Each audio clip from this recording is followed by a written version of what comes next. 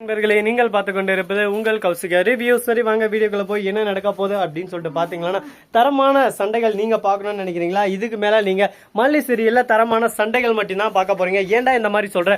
மல்லி சீரியல பார்த்தா உனக்கு சண்டை போடுற சீரியல் மாதிரி தெரியுதா? அதுக்கும் மேல வந்துட்டாங்க. ஏன் எதனால அப்படின்னு சொல்லிட்டு பாத்தீங்கன்னா, நம்ம நாகு இருக்காங்கல்ல, நாகு ஒரு பக்கம் நம்ம விஜயும் மல்லி பிரிக்கணும்னு சொல்லிட்டு அவங்க முடிவு பண்ணிட்டாங்க. ஏன்னா பணம் இருக்கிற போது தான் மல்லியை எந்த அளவுக்கு கஷ்டப்படுத்தினாங்க.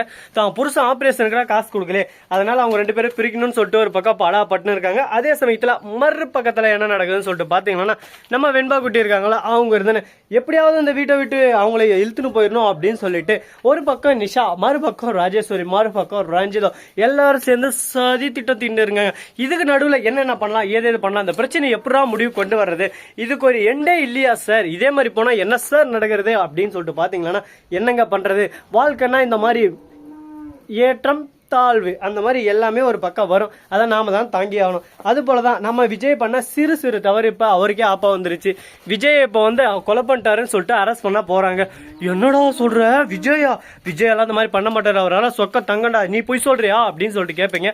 அவரு பண்ணலைங்க, ஆனா அதை பண்ணது மாதிரி கிரியேட் பண்றாங்க நம்ம ராஜேஸ்வரி, நாகு, மறுபக்கம் அந்த நிஷா, கேடுகட்ட நிஷா, உனக்கு எதுக்குமா இந்த ஆசை? ஒரு பக்கம் ரஞ்சிதம், ஒரு பக்கம் நிஷா, இவங்க ரெண்டு பேருக்கும் விஜய் வேணும். ஏடா அவனுக்கு ஒரு கல்யாணம் ஆயிட்டு இப்ப 100 பொண்ணோட கல்யாணம் ஆயிடுச்சு, அப்பயும் வேணுன்றாங்களே, அந்த அளவுக்கு நான் அப்படியே உலக அழகனா அப்படின்னு சொல்லிட்டு நமக்கு ஒரு பக்கம் கேள்வி எழும், ஒரு பக்கம் வயிறும் லைட்டா எரியும். என்னடா இந்த அளவுக்கு ஒரு பக்கம் ரொமான்டிக்கானாலா, ஆளுக்கு அவன் சொத்தே இல்லைனாலும் பிரச்சனை இல்லை, அவன் வேணுன்ற மாதிரி சுத்தின்னு இருக்காங்களே, அந்த அளவுக்கு நம்ம விஜய் கிட்ட என்ன இருக்கு அப்படின்னு சொல்லிட்டு உங்களுக்குள்ள ஒரு கேள்விகள் இருக்கும். கேள்விகளுக்கு பதில் எல்லாமே விஜயத்தோட குணம், நற்பண்பு. ஏன்னா அவரு எங்க போனாலும் எதில் போனாலும் ஜெயிக்கிறதுக்கான 100க்கு 100 வாய்ப்பு சாத்தியக்கூறு இருக்குங்க. ஏன்னா அவர் அசால்ட்டா எல்லாத்தாலையும் அடிச்சு ஆட்டு போயிடுவாரு. இதுக்கு மேல அவரால் தட்டி தூக்கிறதுக்கு யாராலையும் முடியாது. இதோட வெற்றியாளர் யாருன்னு சொல்லிட்டு பார்த்தீங்கன்னா நம்ம விஜய் தான் 100%. எல்லாருக்குமே தெரியும். சரி, இந்த மாதிரியெல்லாம் ஒரு பக்கம் கசர கற்பவை கற்றப்பின் நிற்க அதுக்கு தக அப்படின்ற மாதிரி போயின்னு இருக்கு.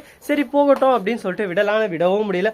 அதே சமயத்துல மறுபக்கம் இதை எப்படி நாம இந்த பிரச்சனையெல்லாம் ஹேண்டில் பண்றது, இதெல்லாம் எப்படி நம்ம முடிவு கொண்டு வர்றதுன்னு சொல்லிட்டு தெரியாம குழப்பத்துல குழம்பி போயிட்டு இருக்கோம். இந்த தருணத்துல ஏதான ஒண்ணு பண்ணி நம்ம சாதிக்கணும்டா. வாழ்க்கையில எல்லாமே எல்லாருக்கும் கிடைக்காதுங்க, நமக்கானதை நாம தான் உருவாக்கி ஆகணும். அதுக்கான முயற்சியில் நம்ம கண்டிப்பா ஈடுபட்டு ஆகணும் அப்படின்னு சொல்லிட்டு எல்லாருக்குள்ளேயும் ஒரு ஆசை, ஒரு பேராசையே இருக்குன்னு சொல்லிட்டு சொல்லுவாங்க. அதே போலதான் ஆசை இவங்களுக்குள்ளவே இருக்கு.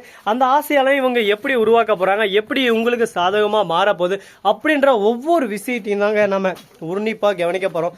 அது மட்டும் இல்லாம நம்ம மல்லி இருக்காங்களா, அவங்க விஜய் சட்டையை பிடிச்சி ஏண்டா இப்படி பண்ணன்னு சொல்லிட்டு உழுக்கிறாங்க ஒரு பக்கம். நம்ம விஜய் நான் என்ன பண்ணேன் நீ என்ன பண்ணலடா, அதான்டா பிரச்சனை அப்படின்ற மாதிரி எல்லாரும் ஒரு பக்கம் ஆக்ஷனை காட்ட, உடனே விஜய் என்ன சொல்றது ஏது சொல்றதுன்னு சொல்லிட்டு தெரியாம எல்லாரையும் நான் எங்க போனாலும் முடிக்கி அடிக்கிறாங்களே, நான் எங்க தான் போவேன் என்னதான் பண்ணுவேன்னு சொல்லிட்டு தெரியாம விஜய் குழப்பத்துல குழம்பி போய் உட்கார்ந்து இருக்காரு. இதுக்கு தாங்க சொல்றது, கரெக்டா எந்த அளவுக்கு நாம நம்ம கண்ட்ரோல் இருக்குமோ அந்த அளவுக்கு நமக்கு நல்லது. அதை விட்டு நாம அடுத்தவங்க கண்ட்ரோல் போயிட்டா ஒண்ணுமே பண்ண முடியாதுங்க.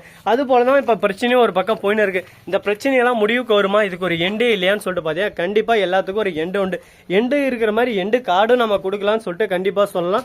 அது போலதான் நிறைய விஷயங்கள், நிறைய மாற்றங்கள் எல்லாம் ஒரு பக்கம் மாற்றம் ஒன்றே மாறாதுன்னு சொல்லிட்டு சும்மா ஒன்றும் சொல்லலைங்க. அதுக்கான தத்துவத்தை ஏன் சொன்னாங்க அப்படின்னு சொல்லிட்டு பாத்தீங்கன்னா, நம்ம எந்த சூழல்லையும் எந்த ஒரு நிலைமையிலும் எதுக்காகவும் பயந்து அதை வந்து நம்மளால முடியாதுன்னு சொல்லிட்டு விட்டு போகக்கூடாது. முடியும் அப்படின்ற ஒரு நம்பிக்கையோட நம்ம இருந்தோம்னா கண்டிப்பா முடியும். இந்த பாருங்க, புதுசா நம்ம கோழி குண்டு கட்டி இருக்கு.